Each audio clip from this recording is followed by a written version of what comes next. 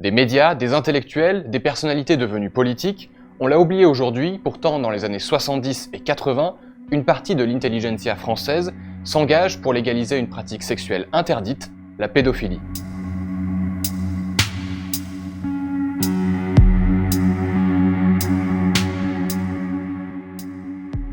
En France, c'est en mai 68 que les revendications pédophiles apparaissent, notamment au sein du Front homosexuel d'action révolutionnaire, un mouvement d'extrême gauche. En mai 68, c'est donc un climat de libération sexuelle absolue. On se souvient du slogan « interdit d'interdire ». Il faut défier l'autorité, il faut défier la morale. Toute morale est à bannir, est à exclure. Le combat pro-pédophile, il se développe autour d'une remise en question de ce cadre moral, de ce cadre normatif, de ce cadre contraignant. On ne voit plus au nom de quoi ces enfants aussi ne rentreraient pas dans cette libération sexuelle. Il faut savoir qu'en 1969, il y a un fait divers qui a beaucoup bousculé l'opinion. C'est le suicide de Gabrielle Russier, une professeure de lettres qui se suicide après le scandale qu'a provoqué sa liaison avec un de ses élèves qui avait 16 ans. C'est certain que l'affaire Russier a créé, disons, une vague émotionnelle. Le milieu artistique s'empare alors de l'affaire. Elle inspire une chanson à Charles Aznavour, Mourir d'aimer, ainsi qu'un film à succès avec Annie Girardot. Dans les années qui suivent mai 68, plusieurs ouvrages vont plus loin en faisant cette fois l'apologie de la pédophilie. Parmi ceux qui promeuvent véritablement la pédophilie, on peut noter 3 écrivains. Il y a évidemment Gabriel Matzneff qui publie dans les années 70 les moins de 16 ans. Il a été quand même un personnage extrêmement public. Il a écrit toute une partie de son œuvre sur ces questions et uniquement sur ces questions. Il a été invité, comme peu d'autres, sur les plateaux de télévision. On a aussi Tony Duvert, qu'il est choisi encore plus jeune, puisque vraiment lui fait une apologie de la pédophilie.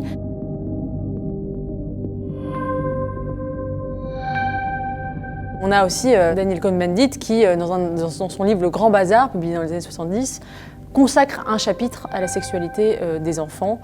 En ayant des expériences avec les gosses, en des rapports émotionnels et même sexuels, émotifs, caresses, etc., j'ai appris beaucoup sur ma propre personne. Plusieurs intellectuels et des médias français de gauche vont alors porter le combat pro-pédophile. En 1977, dans Le Monde, paraît une pétition qui vient soutenir 3 hommes qui sont accusés dans ce qu'on appelle l'affaire de Versailles, d'avoir eu des relations sexuelles et d'avoir filmé notamment et pris en photo des mineurs de 13 et 14 ans lors de jeux sexuels. Pétition qui est publiée par Le Monde, qui est publiée par Libération, qui est signée par toute une brochette de représentants du monde intellectuel et du monde aussi des arts, du showbiz, etc. Jean-Paul Sartre, Simone de Beauvoir, Gilles Deleuze, Philippe Solers et du côté politique Jack Lang et Bernard Kouchner, et qui réclament un assouplissement d'une loi qui est jugée désuète et en disant que finalement 3 ans de prison pour des caresses et des baisers, ça suffit. C'est certain que cette mobilisation publique des intellectuels a donné à toutes ces questions une visibilité, un éclairage un peu nouveau. Le débat prend vraiment une dimension publique parce que cette affaire est traitée par à peu près toute la presse. Donc on voit un certain nombre de journaux s'engager pour défendre les pratiquants de la pédophilie. Parmi eux, le journal Le Monde, qui publie à plusieurs reprises des tribunes pro-pédophiles de l'écrivain Gabriel Matzneff.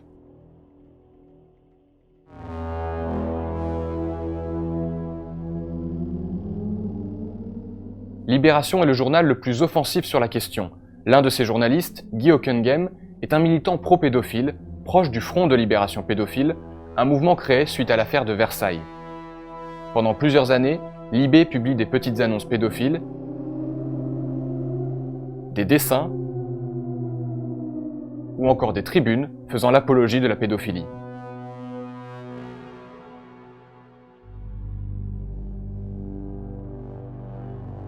Charlie Hebdo est également du combat. Une apologie de la pédophilie par l'auteur Victoria Teram est publiée en 1977, ainsi qu'une pétition de soutien à des inculpés dans une affaire de pédophilie en 1982. Des médias homosexuels se font le relais de ces combats, comme le Guépier, mais aussi des médias publics, comme France Culture. Oui, je crois que de toute façon, une barrière d'âge fixée par la loi n'a pas beaucoup de sens. À plusieurs reprises, l'émission Apostrophe de Bernard Pivot donne aussi la parole à Gabriel Matzneff ou à Daniel Cohn-Bendit. Il y a les intellectuels qui promeuvent véritablement la pédophilie et il y a ceux qui s'associent finalement à ces demandes au nom d'un climat mai 68. Ce climat-là, il est majoritaire. Après, vraiment, les gens qui défendent vraiment la pédophilie, ils sont effectivement minoritaires. Dans les années 80 et 90, la parole des victimes est médiatisée par des émissions de télévision. La cause pédophile perd du terrain. Au début des années 2000, certains écrits pédophiles, notamment ceux de Daniel Cohn-Bendit, refont surface. Les Verts allemands face aux pages les plus sombres de leur passé. Certains membres des Verts, dans les années 80, voulaient légaliser la pédophilie. L'intéressé plaide la provocation anti-bourgeoise. Il n'empêche, pour prendre sa défense, Libération publie une tribune de Romain Goupil, leader de mai 68, intitulée « J'ai envie de dire, oui, je suis pédophile ». 20 ans plus tard, l'ouvrage Le consentement de Vanessa Springora raconte son passé de victime de l'écrivain Gabriel Matzneff. Vanessa Springora elle-même, elle raconte qu'elle vivait dans ce milieu-là, dans un milieu proche de l'édition, assez 68 art. Sa mère elle-même est une libertaire et elle ferme les yeux justement pour ne pas paraître ringarde, etc. Reste à savoir si l'affaire Matzneff peut réellement libérer la parole sur le sujet. Aujourd'hui, on est dans une sorte de revers, enfin de retour de bâton ou de droit d'inventaire, et que le mouvement MeToo a aussi participé de ça plus ou moins consciemment.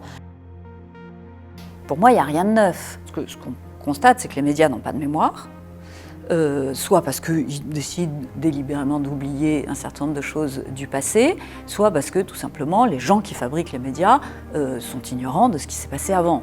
En réalité, c'est quand même une affaire qui est avant tout une affaire médiatique. La question qu'on peut se poser, c'est est-ce que c'est se dire, puisque la morale change si vite, puisqu'en 50 ans on est passé d'un excès à l'autre, est-ce qu'il n'y a pas des choses qu'on fait aujourd'hui que dans 50 ans ou dans 40 ans on trouvera complètement folles dans nos rapports à certaines libertés ?